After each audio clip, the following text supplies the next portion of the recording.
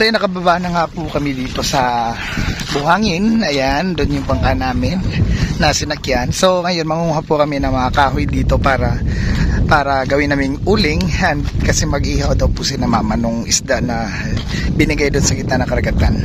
Thank you ulit sa mga mababait na mangingisda.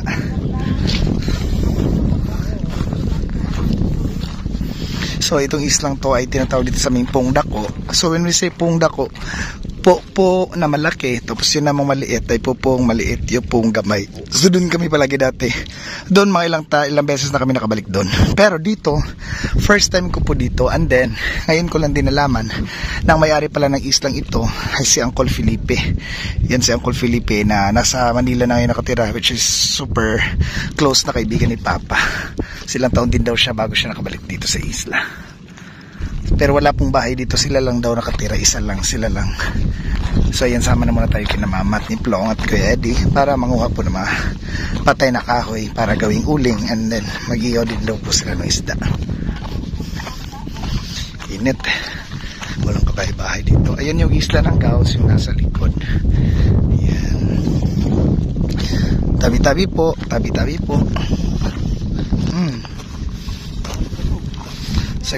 Sa Gaos pata ng ligo ma, dagan patagamit mapangayo adto. Napay mga nukos pungko-pungko.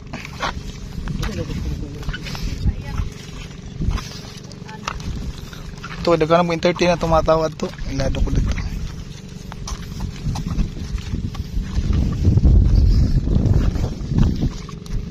Ngita dai.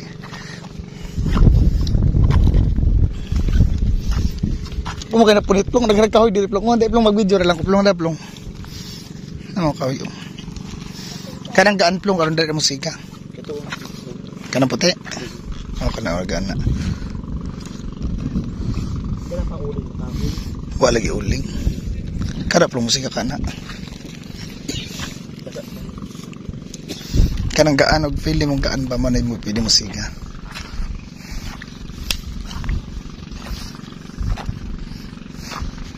Pag naman mga ruma di ayo matunok ka.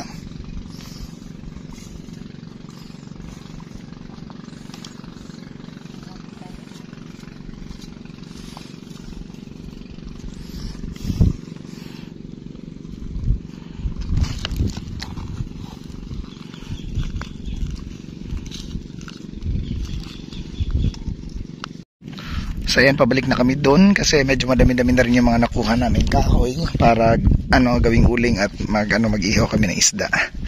Ayan din, may dala si mama, si Kuya Eddie, ako, si Plong.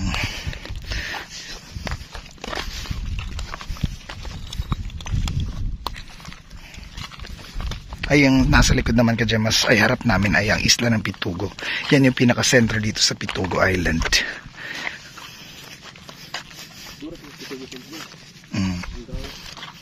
Pitugo manggunang Gaos? Sakop na sa Pitugo.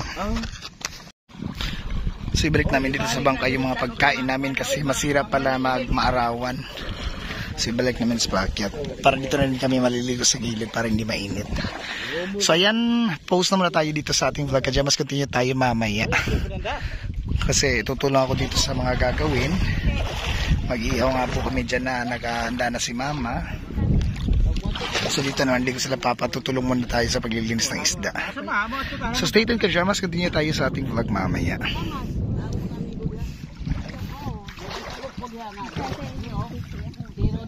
Apa magkahanin sa sino? Magkahanin sa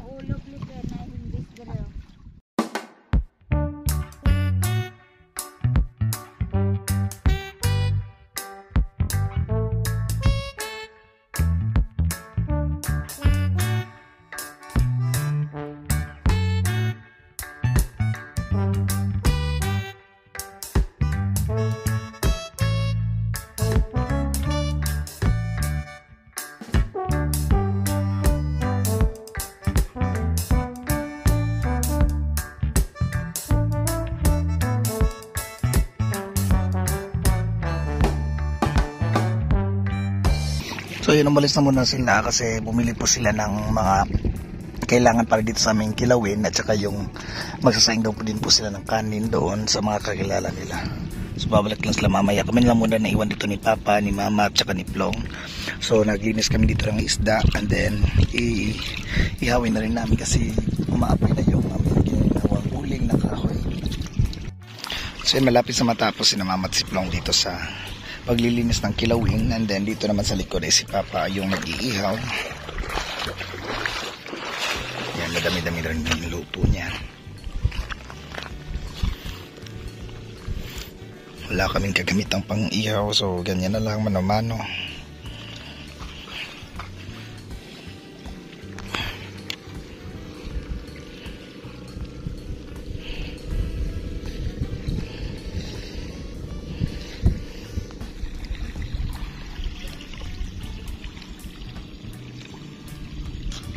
Dami akong pictorial diri, Plong.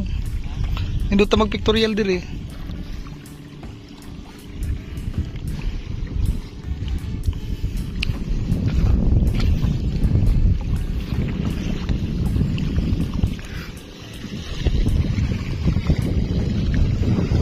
A few moments later. So yun, kajamas, at last nakabalik na rin sila. Almost an hour din pong bago sila nakabalik, nasa mga 40 minutes. Yan ang init dito ay wala kami masilungan. Kung pupunta kasi kami doon, nakakatakot kasi baka merong mga maligno or mga engkanto or mga ewan, kahit ano, kasi wala nga po nakatira dito. So mas safe dito sa dulo. Ayan, buti dumating na sila para makasilong na kami sa ilalim dito sa bangka kasi malamig at hindi mainit. So tamang-tamang nakarating na sila. Tapos na rin dito si Papa sa pag-ihaw ng isda. And then ito, patapos na rin sila, Plong, sa sa paglilinis ng kilawin si na Mama.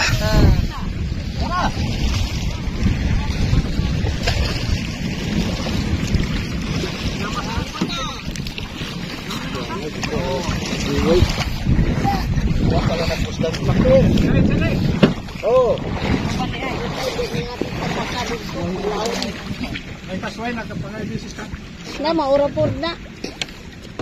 Yun na yun. Nakuhaan nila bunta. Kaila pa ba rin mga tao na hiyada ko, guard? Na, kaila dayon, ihiping. Bigyan ante. Oh. Ups. Na, naluto na.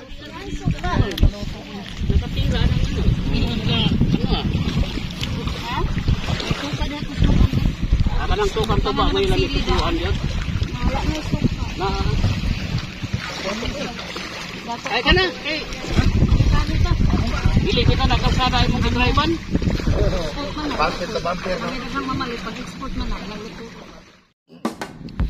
Ayan, kajamas, kainan na po. Kain po tayo. Kain.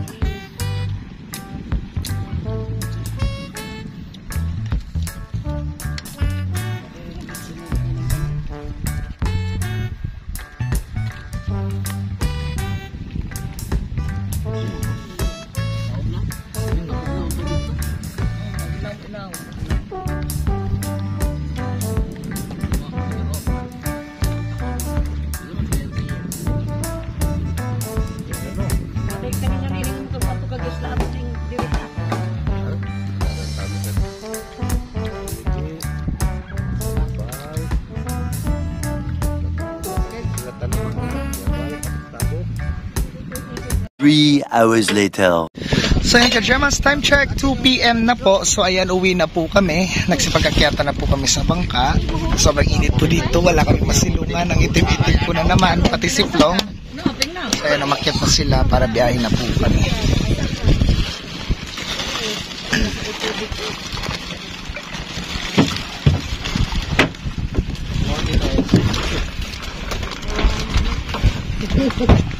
Ara ka ubos, ante?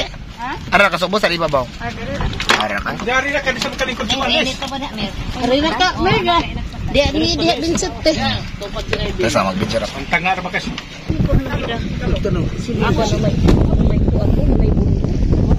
Dasan disi.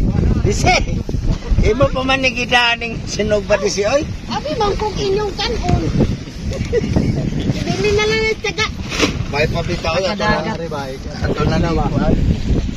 ayan, may shoutout po si Uncle Iping sa kanyang mga anak. Ayan, call si Hello, shout out kay Mark Phil Ochia, John Phil Ochia, Anton Philip Ochia, Ryan Philip Ochia, sa aking mga manugang, sa aking pinakamamahal na apo na si Priya at saka Arwin Ochia. Salamat kay Bin. Subscribe niyo mga anak ko. You're welcome po, Uncle. So ayan, meron na naman kaming memories kasama si Uncle Iping at si Ate Merna dito sa Bohol. So nag-island adventure po kami or island hopping dito sa lugar nila dati, sa Pungdako. So thank you so much sa inyo, Kajemas. So kaya yun, Kajemas, hanggang dito na muna yung ating vlog. So thank you so much, Lord, dahil safe kami dito. Pauwi na kami sa Ubay. So thank you so much po sa inyong panonood, Kajemas. Hanggang sa susunod na vlogs naman. Paalam.